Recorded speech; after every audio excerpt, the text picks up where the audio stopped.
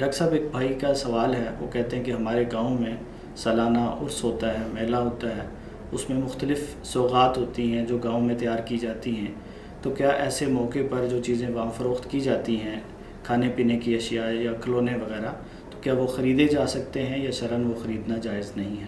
الحمدللہ والصلاة والسلام علی رسول اللہ اما بعد۔ گزارش یہ ہے کہ اللہ رب العزت نے ہمیں یہ اصول دیا ہے کہ ولا تعاونوا علی الاثم والعدوان، کہ گناہ کے کاموں میں، ظلم و زیادتی کے کاموں میں ایک دوسرے سے تعاون مت کرو۔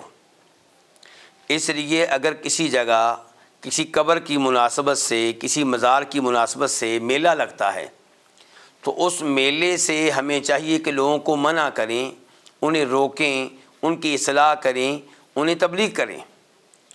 اور اگر ہم خود وہاں پہنچ جاتے ہیں تو ظاہر ہے کہ ہم ان سے تعاون کرنے کے مرتکب ہوں گے۔ اس لیے ہمیں ایسے میلے میں جانے سے گریز کرنا چاہیے اور وہاں سے شاپنگ کرنے سے بھی گریز کرنا چاہیے۔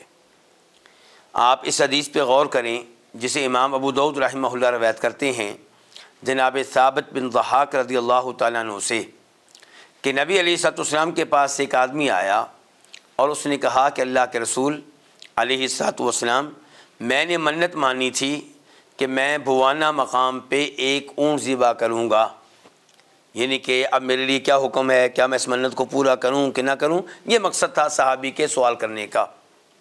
تو آپ علیہ الصلوۃ والسلام نے کہا کہ مجھے یہ بتاؤ کہ اس مقام پہ زمانے جاہلیت میں کوئی بت ہوا کرتا تھا جس کی لوگ عبادت کرتے ہوں؟ صحابین کا نہیں۔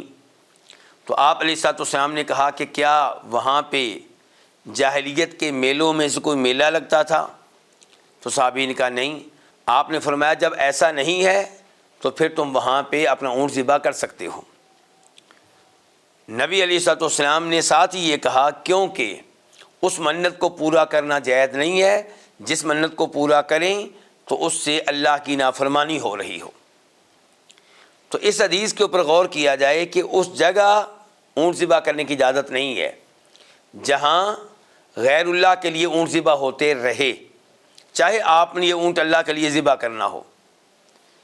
تو وہ میلہ، وہ تقریب، وہ مجلس جو شرک کی ترویج کے لیے ہے، جس کی شرک کے ساتھ کوئی وابستگی ہے، اس کا حصہ بننا، اس میں رونق بڑھانا اور وہاں شاپنگ کے لیے جانا، یہ مناسب نہیں ہے، اور اس سے دور رہا جائے، اس سے بچا جائے۔ واللہ تعالی اعلم۔